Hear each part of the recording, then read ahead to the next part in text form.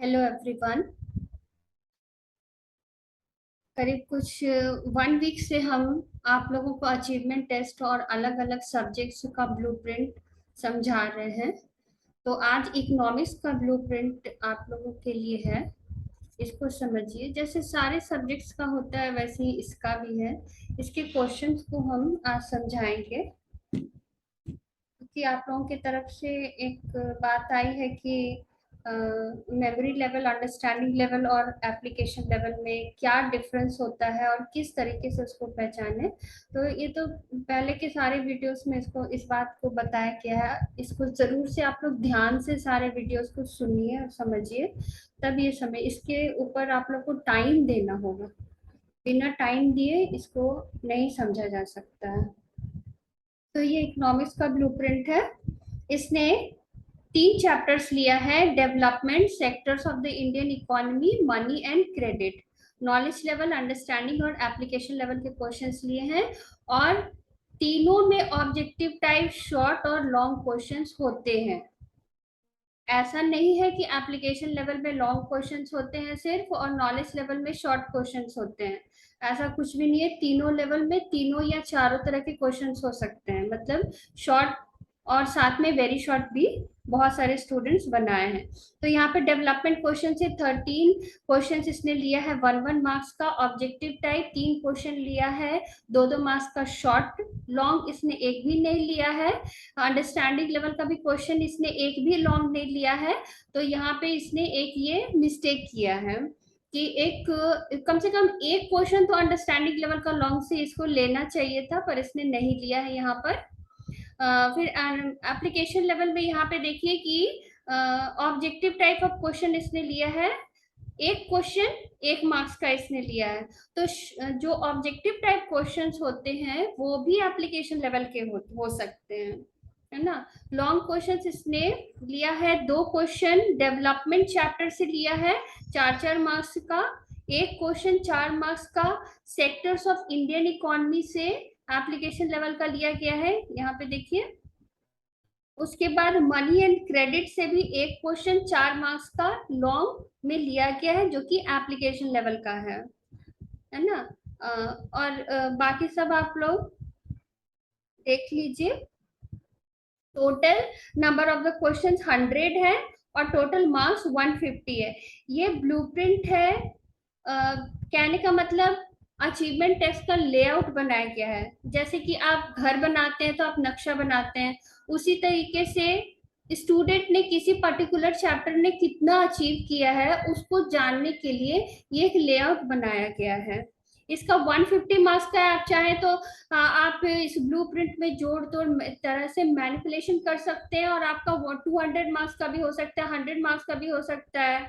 आप अपने अकॉर्डिंग इसमें मार्क्स को सेट करते हैं। इसके क्वेश्चंस 100 हैं। ओके, तो ये ब्लूप्रिंट है इकोनॉमिक्स का। उसके बाद हम क्वेश्चंस पे आते हैं।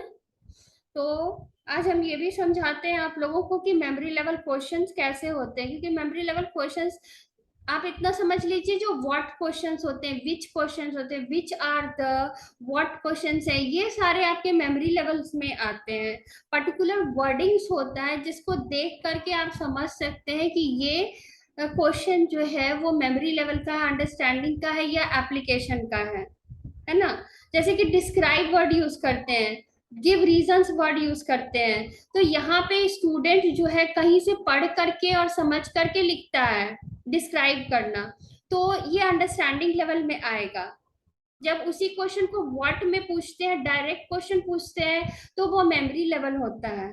और जब हम उसी क्वेश्चन में डाल देते हैं कि give your own opinion and discuss on it, जब इस तरह के वर्ड्स यूज कर लेते हैं, डिस्कस वर्ड यूज करते हैं, प्रेजेंट सिनेरियो से जोड़ के यूज करते हैं, तो वहां पे एप्लीकेशन हो जाता है। क्योंकि उसने वहां पर जो अर्जित ज्ञान है और जिस ज्ञान को उसने समझा है अंडरस्टैंडिंग लेवल में, उसको आप अपने डे टू डे लाइफ में यूज कर रहा है। तो यहाँ पे देखिए, development of the country can generally be determined by its per capital income, its average literacy rate. तो ये जो है अंडरस्टैंडिंग लेवल है, ये रटन पे आधारित नहीं है। इसको स्टूडेंट समझ करके तब बताएगा, तो ये अंडरस्टैंडिंग लेवल हुआ। यहाँ पे देखिए, which of the following neighbouring countries have better performance in the terms of human development than India. एक तो यहाँ पे विच वर्ड यूज हो गया, तो जब भी विच रहे ना तो आप समझिए कि वो नॉलेज लेवल का क्वेश्चन है, और ये आपके नेबरिंग कंट्रीज का परफॉर्मेंस पूछ रहा है, तो जनरली ये आंकड़ों के आधार पे होता है और उसको रट करके ही लिखा जाता है, तो ये मेमोरी लेवल हो गया। सेकेंड, यहाँ पे third, assume there are 4 families in the country, the average per capita income of these family is 5,000. If the income of the family is 4,000, 7,000 and 3,000 respectively, what is the income of the fourth family? तो ये जो question है, चूंकि इसने assume word use कर दिया है, तो आप समझ लीजिए कि इस स्टूडेंट के सामने एक तरह के शब्द चित्र प्रस्तुत किया जाता है। कहने का अर्थ ये हो गया कि उसको कोई दृश्य दिखाया जा रहा है। यहाँ पे assume that there are 4 families, ठीक है, तो उसको कुछ सिचुएशन दिया जा रहा है, एक सिचुएशन में उसको डाला जा रहा है और उसके बाद उससे कुछ प्रश्न पूछे जा रहे हैं, तो ये एप्लीकेशन लेवल का क्वेश्चन हुआ। और ये लास्ट जो यूज कर दिया, what is the income of the fourth family, तो व्हाट शब्द जो है मेमोरी लेवल से रिलेटेड होता है, लेकिन चूंकि ये पूरा सिचुएशन यहाँ बनाया गया और तब यहाँ what is the income of fourth family पूछा जा रहा है, तो ये क्वेश्चन एप्लीकेशन लेवल में आएगा। ठीक है, फिर unemployment occurs when the people, ये अंडरस्टैंडिंग लेवल का बच्चा समझ करके इसका उत्तर देगा। Fifth, the sectors are classified into public and private sectors on the basis of, तो ये भी अंडरस्टैंडिंग लेवल है। ठीक है, अंडरस्टैंडिंग लेवल है, और अगर आप पूरी तरीके से सेक्टर्स को नहीं समझते हैं तो ये मेमोरी लेवल में भी आता है, क्योंकि कई बार इसको रट करके भी स्टूडेंट्स आंसर देते हैं। Which among the following bank issues currency notes on the behalf of central government in India? ठीक है, तो ये विच क्वेश्चन है और ये नॉलेज लेवल का क्वेश्चन हुआ आपका, डायरेक्ट क्वेश्चन पूछा जा रहा है, ये है ना, कोई सिचुएशन इसमें क्रिएट नहीं हो रहा है। Which body authority supervises the functioning of the formal sources of the loan, ठीक है, ये भी रटन पे आधारित है, तो ये नॉलेज लेवल है, मेमोरी लेवल है। इन विच कंट्री इज द ग्रामीण बैंक मीटिंग, ये भी नॉलेज लेवल है। A typical self help group usually has, तो ये भी आपका नॉलेज लेवल का क्वेश्चन है। ठीक है, फिर इन विच कंट्री, ये हो गया। फिर double confidence of wants means, तो ये भी आपका अंडरस्टैंडिंग लेवल का क्वेश्चन है, लेकिन स्टूडेंट्स इसको रट करके ही आंसर देते हैं कई बार, तो ये मेमोरी लेवल का हुआ। इस क्वेश्चन को आप अंडरस्टैंडिंग लेवल में अगर रखें तो ज्यादा सही रहेगा।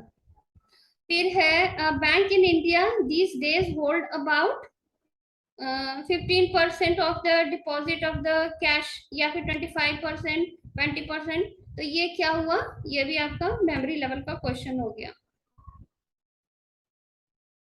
As to 2012, the major source of the credit to the rural household in the India was, तो ये आपका रटन पे आधारित है, ये भी मेमोरी लेवल का क्वेश्चन हो गया। 20 देखिए, इन 1970-71 which sector producers maximum in the India, ये भी जीके का क्वेश्चन है और रटा हुआ क्वेश्चन है। मतलब इसको रट करके आप आंसर दोगे। Fill in the blanks is the comprehensive term which includes increase in the real per capita income and improvement in living standard of the people, reduction in the poverty, illiteracy, crime rate, etc. तो ये understanding level का है, ये सारी चीजें ये बता रहा है और उसके बाद एक पर्टिकुलर टर्म पूछ रहा है। यहाँ पे indicates the number of the years a new born is expected to live, ये आंकड़ों के आधार पे है ना, तो मेमोरी लेवल का क्वेश्चन है सेकंड वाला। इस तरह से बहुत सारे हैं, आप देख सकते हैं। मुझे लगता है कि इतना समझाने पे आप समझ चुके होंगे और सारा क्वेश्चन तो हम नहीं इवेलुएट कर सकते हैं, वीडियो बहुत लंबा हो जाएगा, आप लोग खुद बोर हो जाएंगे। देखिए, cotton is a product of cloth is a, यहाँ पे जो ये क्वेश्चन है ये मेमोरी लेवल का क्वेश्चन हुआ है। है ना। जनरली जीके वाले क्वेश्चन, व्हाट क्वेश्चन, विच जिसमें आता है, ये सारे होते हैं।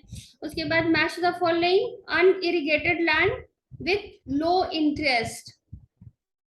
ठीक है, तो ये जो जो याद करने पे है जीके के ऊपर, H D I stand for memory level है। Low prices of the crops जो है ये आपका अंडरस्टैंडिंग लेवल का क्वेश्चन हो जाएगा। तो आप बस इतना समझ लीजिए कि जो जीके टाइप के क्वेश्चन होते हैं जिसको रटते हैं स्टूडेंट्स और तब आंसर देते हैं, वो मेमोरी लेवल का क्वेश्चन होता है। जैसे कि डेफिनेशन देना, इसमें बहुत सारी चीजें, जैसे फिलिंग द ब्लैंक्स हुआ जिसमें याद करके दिया जाता है, समझने की जरूरत नहीं पड़ती है। उसे जिसमें समझने की जरूरत पड़ रही है वो अंडरस्टैंडिंग लेवल हुआ। उसका ट्रू फॉल्स क्वेश्चन है।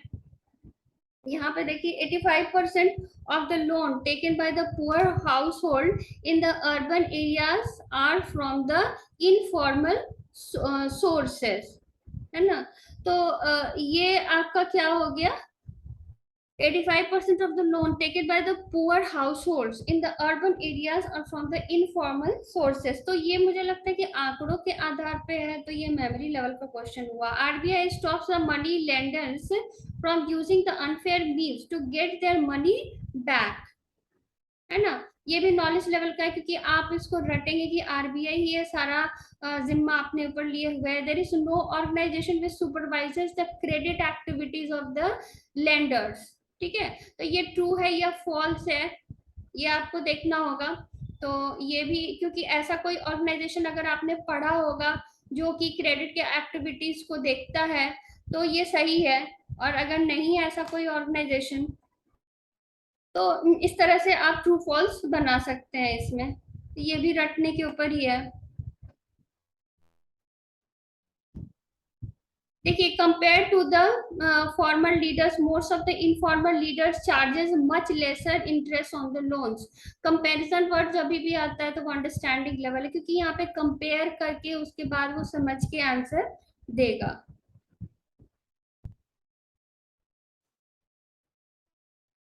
There are large number of the activities like providing health and education which are primary responsibility of the private companies।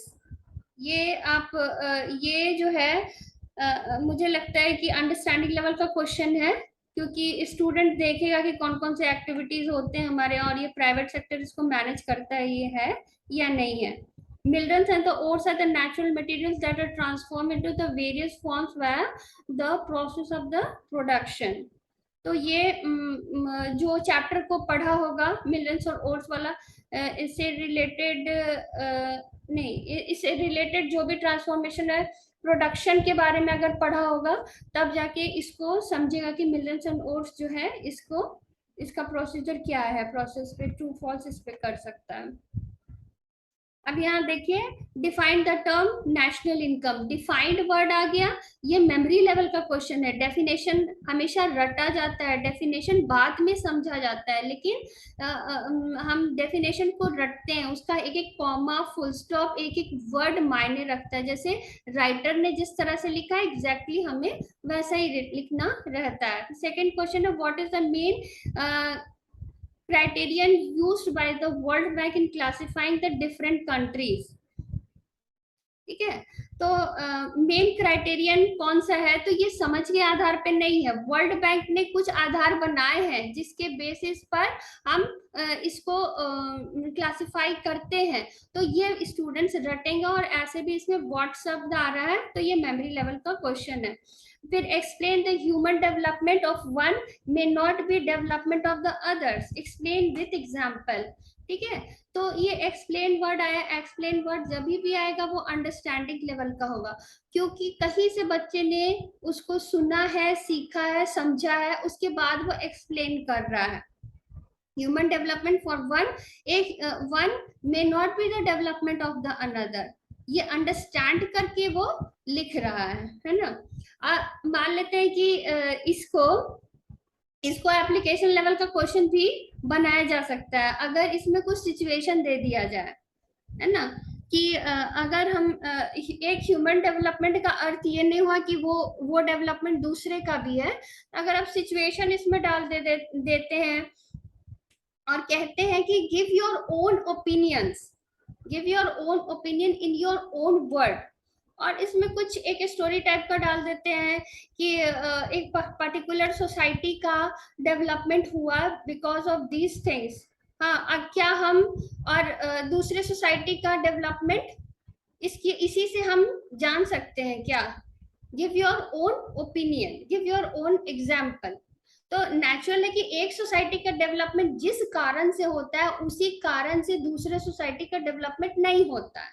तो स्टूडेंट इसके ऊपर सोचेगा, कहीं से डायरेक्ट क्लू उसको नहीं मिल रहा है, कहीं डायरेक्ट उसको आंसर इसका नहीं मिलेगा, बल्कि इसके ऊपर वो सोचेगा और अपने विचार देगा। फिर ये है why is a sustainable development essential. Why question जब भी आते हैं ये अंडरस्टैंडिंग लेवल के क्वेश्चन होते हैं।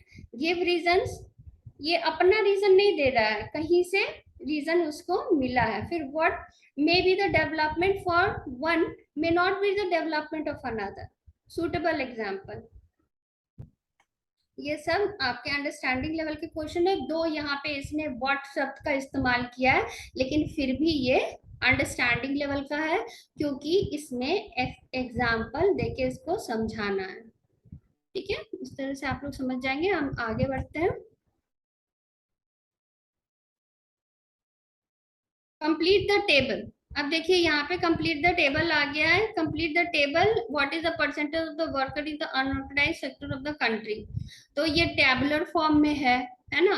और in the office and the factories registered with the government. तो ये एप्लीकेशन लेवल का क्वेश्चन हो गया, क्योंकि कुछ फील कर रहा है स्टूडेंट ने जो नॉलेज ग्रहण किया था उसको यहाँ पे अप्लाई कर रहा है, और तब जा करके इसको नेचर ऑफ द एम्प्लॉयमेंट को कैटेगराइज करेगा, और ये सारी चीजों को कैटेगराइज कर रहा है ना।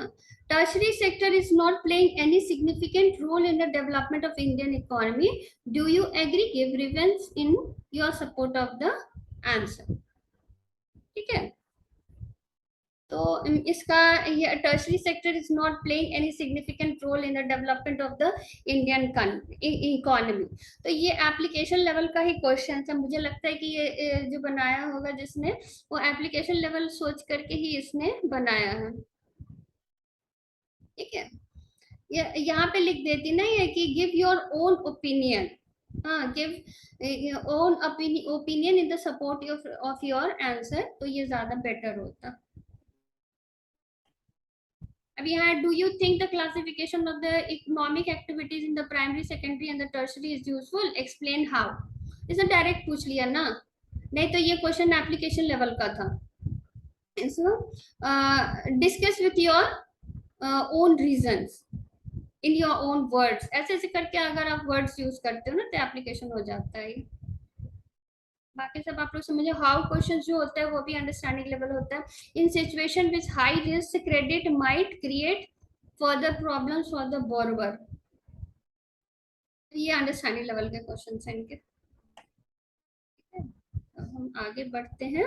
यहाँ पे देखो आप लोग, मिस्टर सलीम, इस तरह के क्वेश्चंस जो होते हैं ना, ये क्वेश्चंस को हम एप्लीकेशन लेवल के क्वेश्चंस कहते हैं, जिसमें कोई सिचुएशन क्रिएट हो रहा है, स्टूडेंट के सामने एक दृश्य दिख रहा है और उस दृश्य को वो कैलकुलेट करके या समझ करके बता रहा है कि इसमें क्या होगा। जैसे कि मिस्टर सलीम वांट्स, जब भी आप किसी का नाम दे करके के स्टोरी से स्टार्ट करते हो ना, तो ये एप्लीकेशन लेवल हो जाता है। Mr. Salim wants to withdraw 20,000 rupees in the cash for making the payments. How would he write the check to withdraw the money? देखिए इसमें अप्लाई कर रहा है ना वो ग्रहित ज्ञान को, जो भी उसने ग्रहण किया है ज्ञान को, उसको यहाँ पे अप्लाई कर रहा है कि किस तरह से चेक काटा जाता है, यहाँ पे बच्चे से पूछा जा रहा है। फिर suppose there are 4 families in the country with the per capita income of 15,000. The income of the 3 family is 10,000, 20,000 and 12,000 respectively. What is the income of the 4th family? तो ये सपोज करके, suppose there are 4 families in the country, एक तरह का दृश्य सामने आया, एक तरह का सिचुएशन सामने आया, तब उसमें क्वेश्चन पूछा जा रहा है। तो ये आपका एप्लीकेशन लेवल का क्वेश्चन हुआ। अच्छे क्वेश्चन इसने बनाए हैं। फिर imagine that you are the village head, in what capacity suggest some activities that you think should be taken in the 2005 that would also increase the income of the people. Discuss, देखो discuss word इसमें use कर दिया, imagine word use किया, do you think that the village head, ये सब एकदम situation दिखा रही है ना, तो ये एकदम परफेक्टली ये एप्लीकेशन लेवल का क्वेश्चन है इसका, है ना, परफेक्ट। फिर यहाँ पे money can not buy all the goods and the services that one needs to live well, do you agree with the statement, justify your answer with the three suitable arguments. इसमें बहुत अच्छे question ये बनाया है, बस इसमें थोड़ा सा अपना थोड़ा सा इसको और अच्छे से मॉडिफाई अगर कर देती तो ये क्वेश्चन बहुत अच्छा और अच्छा बन सकता था। ये भी एप्लीकेशन लेवल का क्वेश्चन है। फिर ये टैबुलर फॉर्म में, इसमें जो भी ये टैबुलर फॉर्म में शो किया हुआ और इसमें पूछता है ना, ये सब एप्लीकेशन लेवल के रहते हैं, क्योंकि इसमें भी जो पहले कोई ज्ञान अर्जित इसमें किया होगा और समझा होगा, उसके बाद ही इस टेबल को ये कैलकुलेट करके निकाला जा सकता है। मतलब पढ़ देते हैं। The following table shows the proportion of the undernourished adults in the India. It is based on the survey of various states for the year 2021. Look at the table and answer the following questions. तो ये questions direct नहीं, ऐसे ही नहीं बन सकता है कोई, इसको कहीं से फॉर्मूला याद किया गया होगा, समझा किया होगा और उसके बाद इसको अप्लाई किया जा रहा है ना। तो एक सिचुएशन यहाँ पे दिया गया है सर्वे का, ठीक है ना, तो ये सब एप्लीकेशन लेवल का क्वेश्चन होता है।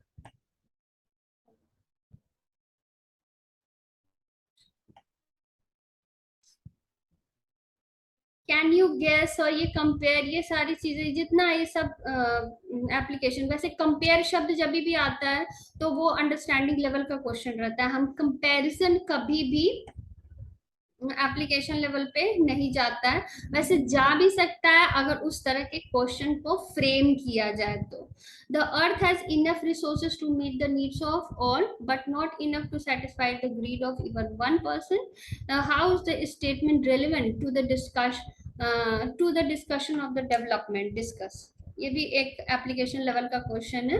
ये स्टूडेंट जो है अपनी समझ के आधार पे और अपने एक्सपीरियंस के आधार पे इसको लिखेगा। ये भी अब ये टैबुलर फॉर्म का है, 3 सेक्टर्स दिखाए गए हैं और 3 सेक्टर्स को दिखाने के बाद इसमें से जीडीपी कैलकुलेट करने के लिए बार डायग्राम जितने भी होते हैं वो सब एप्लीकेशन लेवल के होते हैं, क्योंकि उसमें आपका साइकोमोटर डोमेन यूज होता है।